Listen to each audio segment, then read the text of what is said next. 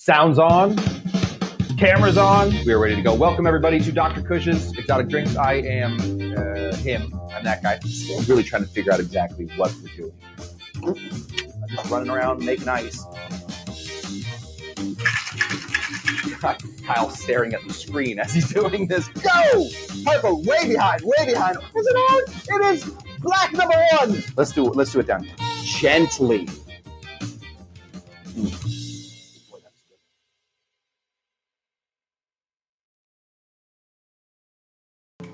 All right, we are doing classics today, everybody. Put your hat on and get ready. Welcome to Dr. Cush's Exotic Drinks. I am Dr. Cush, and we are going to be making today a classic. I think we've made it before. I'm just going to say it out loud. Eventually, some of these, they do start to recycle. Now, that's not anybody's fault. It's just that eventually we run out of drinks to make. But today we'll be doing this one just a slight bit differently. This is a cocktail called the Algonquin. Algonquin, of course, being the name of a Native American tribe. I don't think that's what they called themselves. The whole deal was the French got a hold of the name, and suddenly the French are screwing up words. I don't know what was going on. But the Algonquin eventually became the name of a hotel. And in this hotel, in one of the back rooms, big old round table. Huge round table. There we go. Davey Strickland knows. Big old round table in the back of this hotel. Where every single day, a group that called themselves the Vicious Circle would meet, and they would chat and have lunch. This was from 1919 to 1929. It probably petered off into the 30s, but 1919 to 1929. Now, what is interesting about those years? I didn't hear you. That's correct. Prohibition. Prohibition was going on. So how do you have long lunches when you can't drink? I can barely have a lunch without having a drink. So tough to do. These people did it anyway because they were entertainers. This is people like Harpo Marx, Dorothy Parker, Noel Coward. What a great name. Noel the Coward. These guys would all meet. And the greatest part about it, and this is what I need to be thinking about. I need to get better at self-promotion. These guys were freaking awesome at it. Not only did they have funny people that said funny things, they also invited a lot of newspaper writers, journalists, I believe some people call them, to sit and listen to what was going on. And they would write that down, and then they would go tell it upon the mountain. Brilliant. So good. So basically, they were just promoting themselves. Hey, look at how great we are. The Algonquin Round Table filled with the vicious cycle. The story goes, they did that for about 10 years until one day, one of them walks in and some family from Kansas had the table. And that was the end. Some family from Kansas got it. Very simple cocktail, but we are going to be, the recipe right down in the description. That's the basic recipe. That's the regular one. We are going to be adding a touch more to it. I will add more as we go, but these are things that I think are really important to this cocktail. This cocktail can end up being just a touch bland. Dry vermouth, bourbon or rye. The original one calls for rye. I'm on a bourbon kick recently, so we're doing a bourbon. It's a pineapple juice. That's it. We are going to become two squid and run away from things. Let's begin to make this one. Let's start off cheapest ingredients first as much as we can. Cheapest ingredient today is going to be our single bottle or single serving of Dole pineapple juice. Every recipe that I've ever seen for pineapple juice says make sure You get the unsweetened kind. I have searched far and wide for sweetened pineapple juice, cannot find it. I had no idea. People, it's like when you were a kid and you were afraid that at any moment you were going to catch on fire. So you learned stop, drop, and roll as well as you can. Maybe you practiced it at home in your backyard in Phoenix, Arizona. Maybe you did. Maybe you did. I did. But anyway, it's not something to worry about. Most pineapple juice these days, for some reason, it comes unsweetened. So don't worry about it. Half an ounce. Make sure you give that, or 3/4 of an ounce. Make sure you give that a big old shakeroo. That's important. Next ingredient we're gonna be putting in here. We're basically be making a bourbon martini. I don't like to say it like that, but basically be making like a tropical one of these little shoulder shaker. Go ahead and grab some dry vermouth. You can, if you want to sweeten this up, you can grab a blanc vermouth. That's fine. I think it's going to be too sweet for you. At that point, 3/4 of an ounce of that. Yes. And last ingredient in the main tour of this cocktail is going to be this guy. This is bourbon. We've all heard of bourbon. At least 51% corn. Aged for at least 2 years in new char white oak barrels. We all know the story. Can't go in any higher than 160 proof. Has to be bottled under 160. We know what bourbon is. The reason that I'm bringing out this guy today, Four Roses, is because I used to have a relationship with the people at Four Roses. The moment I'm not working at bars anymore, my relationship went away. So I'm asking for it back. Four Roses, if you're watching, I want you back, baby, and I'll accept you. 2 full ounces of Four Roses, one of my very favorite bourbons of all time. Literally, I would do commercials for them for free. Just did, sort of. But it'd be helpful if they paid me. That's that. That's not a great looking cocktail. I always think that this one looks a little too mucky. Now, mucky, not a technical term. Just a regular old term. But we can fix that. We want to give this a shake first. So we will find some of our ice cubes in here. That's a good one. Clear ice as much as we can. If you still don't know how to make clear ice, you want to know the best way to do it, pop on over to Mix Cocktail Hour on YouTube. You can see me. I have been described in that video as a serial killer.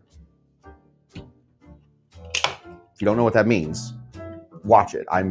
For some reason, I'm very methodical, and definitely I will pierce your soul with my weird stares that I'm giving there.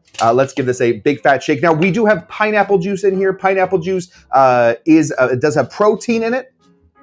So when you shake it, it should froth up and bubble up. If you do not like froth and bubbles in your cocktails, you can stir this one. That's fine. But we do want that froth and bubbly. It does give us sort of a mouthfeel. You know, when we shake an egg, froth. I don't know what this move is today. It froths and bubbles. That's what we were looking for. Nice and close. On the count of 3. A 1, a 2. A 1, 2, 3.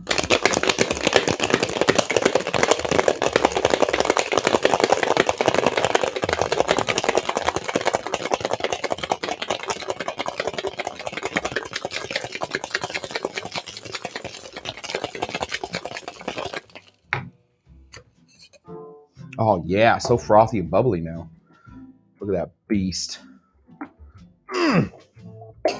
Come off it. Normally, I don't like serving cocktails in these glasses. I try and avoid these glasses at all costs. One of the stupidest glasses that has ever been made. First of all, impossible to keep a cocktail in. Unless you are just going to be sitting there and putting your face in like one of those bobbing water ducks. This is a stupid cocktail. You want something with a rim. Also, this cocktail makes people believe that anything that goes in it is called a something teeny. A chocotini, a livertini, a fresh cut grassotini. I don't like it. It's called a cocktail glass. I'm out of breath from the shaking. Not a great glass. But this is most likely what this drink would have been served in first. We can just pour this drink right in here. That's cool. Yeah. Keith Austin. Also not a fan of this glass. And Keith knows what he's talking about. First of all, I'm going to be putting in some bitters. Now, if you have peach bitters at your house, put a couple dashes in there. You have yourself a cocktail called a Queen Anne. If that's important to you, I say do it. But I like to put Peychaud bitters in this cocktail. It is not the traditional way to make this cocktail, but Peychaud, this is Antoine Peychaud, the man, the myth, the legend. We're gonna put 3 dashes in here. Peychaud bitters, for those of you who can't tell, maybe are colorblind for some reason, but still need to know what color these are. These are red. So we should get a slightly more red cocktail. I'm not gonna mix it up after that. When I pour it in, some of those bitters could still be floating around in there, and we might get a cool color coming out here. The next little bit of additions that I like to put in this cocktail is this guy. Metal Mouth Absinthe. Metal Mouth has nothing to do with it. It comes in a metal thing. So we're going to go ahead and just do a couple big squeezes. Oh, remember this thing doesn't work? There we go. Just a couple squeezes of absinthe. Whew. Absinthe, of course, made of, you guessed it, anise. And we're going to pour this guy in here. Oh, boy. Now, there was almost nothing red in here except for those Peychaud bitters, 3 dashes of that, and we have an actually beautiful looking cocktail at this point. I don't normally, I've seen many people in my life make Algonquin cocktails. There was a book a little while ago by a guy named Ted Haig, and it was called, I'll never get the name of the book right. Forgotten Cocktails and Lost Spirits, Forgotten whatever it was. Ted Haig, about 15 years ago, put out a book about just cocktails. And a lot of them deserved to be lost. You know, like Drink Her Stinker. This one didn't, but because of that, every bartender that was trying to prove themselves bought that book, flipped through it, and they're like, ooh, this one only has 3 ingredients. I'll make that one. So this one's gone all over the place. I always find it to be looking very, very ugly. Okay, that is a Beaut. There we go. It's an old Beaut. Oh boy. All right, well, let's give this a, he used to chop up his Cheerios. I'm missing a joke somewhere in here.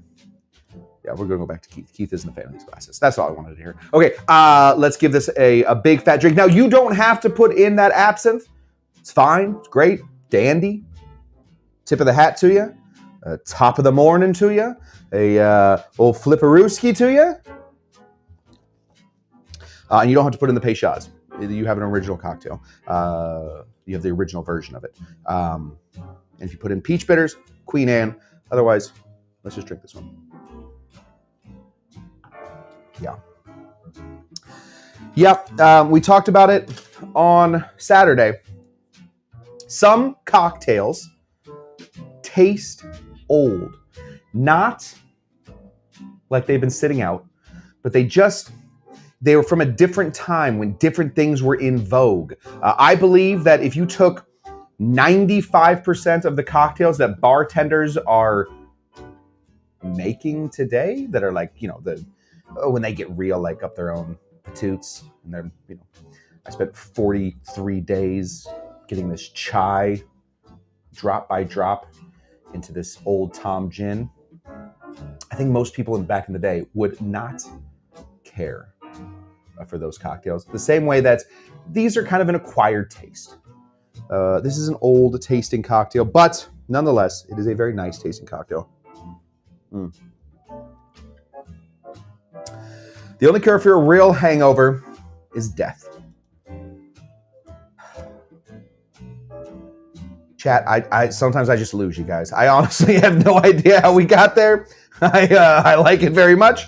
I don't know how we got there, though. Kyle will probably explain it to Jen. Jen will then explain it to me. And then we will all know. Shrugs. I like old cocktails. Yeah, me too. Me too. All right, guys. That is that. This right here. Oh, let's get a picture of it. Get my face down here. Oh, yeah. This is a cocktail that we call the Algonquin. If you haven't tried it, try it now. Try it now. Drink it. Drink it. That's that. Come back tomorrow. We're doing Tiki Tuesday tomorrow. Tiki Tuesday every Tuesday. Tuesdays are just Tikis. Wednesday, the most controversial cocktail show in the history of the world, Drinker or Stinker, where we go through old cocktail books and find cocktails like this guy, which is a classic. Maybe there's other Algonquins hidden out there. That's what we're trying to find. The last week's was maybe the worst one we've ever done. The Vanity Fair, one of the worst cocktails ever made. If you haven't seen it, go back and watch it. Like, subscribe, comment, share, etc., etc. Thursday, I'm taking off. Friday, me and Tammy are doing something. I forget exactly what we're doing Friday, but it'll be good. You're going to want to watch that. And then Saturday, we'll come back and we'll do a whole long class. You guys are the absolute greatest. Tip of the hat, a flip of the old hat for you. Pull a rabbit out. So put it right back in. And that is that. Magic. Cheers to you guys. And I will see you hasta Tiki Tuesday. As that rabbit who's living up here is going to say as soon as I take him outside, bye-bye. Bye-bye. He's out of here. He doesn't find my jokes hilarious, even a little bit. This jerk of a rabbit. Most rabbits are jerks. Bye-bye. Bye-bye. Bye-bye. Bye-bye. Bye-bye.